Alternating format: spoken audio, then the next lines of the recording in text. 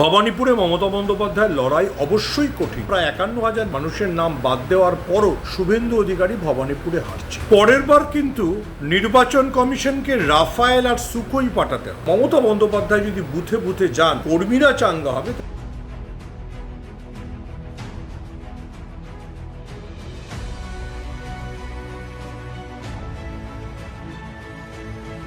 পরের বার কিন্তু নির্বাচন কমিশনকে রাফায়েল আর সুখোই পাঠাতে হবে। তারা ওপর থেকে নজরদারি রাখবে, না নরেন্দ্র মোদীর উপর গোলাপ ফুল ছিটবে, না অমিত শাহর কথা মতো অন্য কিছু করবে, সেটা আমি বলতে পারবো না। কিন্তু সত্যিই পশ্চিমবঙ্গের ভোটে আমরা যা যা দেখলাম, দাবাং পুলিশ অফিসার থেকে শুরু করে পাড়ার মোড়ে মোড়ে এনআইএ, মানে যেন তারা কাশ্মীরের জঙ্গিদের ধরতে এসছে, সব কিছু দেখার পর এটা নিশ্চিন্ত যে এই যে পশ্চিমবাংলায় যুদ্ধ নামে যে জিনিসটা বিজেপি নির্দেশে নির্বাচন কমিশন করলো, তার চাইতে খারাপ বা তার চাইতে ভয়াবহ কিছু কোনো দিন ভারতবর্ষ অন্তত দেখেনি। স্বাধীন ভারতবর্ষের ইতিহাসে এরকম কোনো নির্বাচন হয়নি। এবং যেহেতু 2026-এর এই নির্বাচনে বিজেপি পর্যুদস্ত হচ্ছে, সম্ভবত ভবিষ্যতে আর করার ঝুঁকিও অমিত শাহ নেবেন না। দেখুন, সবচেয়ে বড় চ্যালেঞ্জ হয়ে গেল 2026-এর 29 এপ্রিলের পর, যে চ্যালেঞ্জটা 4 মের পর সকলে বলাবলি করবে যে এত কিছু করার পরও তোমরা জিততে পারলে না, তাহলে তোমরা ভাই কোন অপদার্থ, কোন গাছের মূলি, মানে এটা ঝালমুলি না, শুধু মূলি। এটা বিজেপির জন্য সবচেয়ে বড় চ্যালেঞ্জ হয়ে গেল। এরপর কিন্তু কাশ্মীরেও এইসব সাজোয়া গাড়ি ইত্যাদি দিয়ে ভয় দেখালে লোক বলবে, দূর, পশ্চিমবঙ্গে তোমাদেরকে কীরকম করেছিল মনে নেই, আবার এখানে এসে বলছো।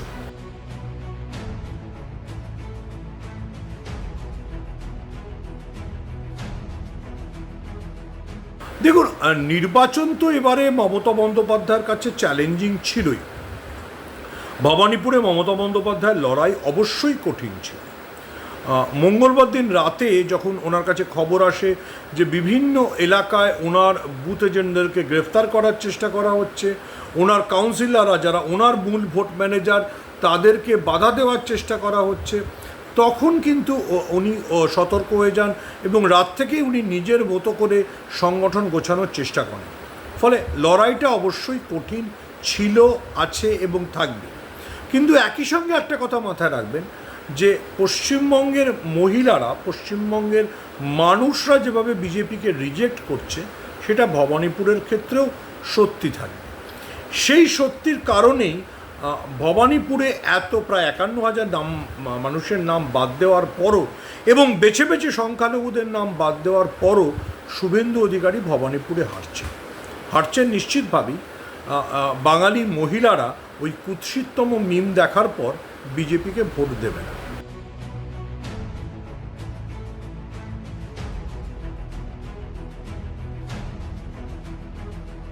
এবার যদি প্রশ্ন আসে যে সাধারণত মমতা বন্দ্যোপাধ্যায় যা যা করেন, এবার সেগুলো না করে কেন সকালবেলা বেরিয়ে পড়লেন, সম্ভবত এই যে চাপ, মানে নির্বাচন কমিশনের যে অত্যাচার, যেভাবে ওনার কর্মীদের নিশানা করা হয়েছে, সেটা ওনাকে উদ্বিগ্ন রেখেছিল।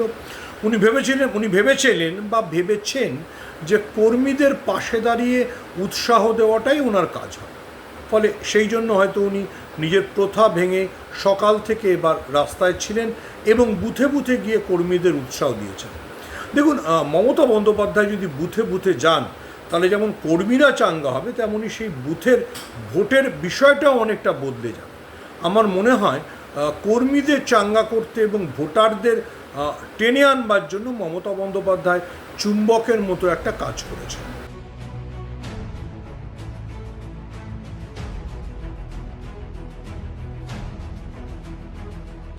শুভেন্দু অধিকারী যা বলেন সেগুলোকে খুব একটা গুরুত্ব দেবেন না। শুভেন্দু অধিকারী তো অনেকবার অনেক ডেট দিয়েছেন, এবার উনি অনেক কিছু বলেছেন। এবার হারার পরে সম্ভবত উনিও বুঝবেন এবং বিজেপিও বুঝবে যে পশ্চিমবঙ্গ নিয়ে ওনাদের এইসব জঘন্য পরিকল্পনাগুলো করা বন্ধ করা উচিত। এতে একটা জিনিস হচ্ছে, বাঙালিরা বিরক্ত হচ্ছে, বাংলা বারবার এই ধরনের প্রতিরোধের কাহিনী তৈরি করছে বলে সেটা বিজেপির জন্য অস্বস্তিকর হয়ে যাচ্ছে। বিজেপি যেই বাংলা হারে গোটা ভারতবর্ষ জুড়ে সবাই উজ্জীবিত হয়ে যায়, সেটা ভালো, সেটা বিজেপি বিরোধী রাজনীতির জন্য খুবই খুবই দরকার।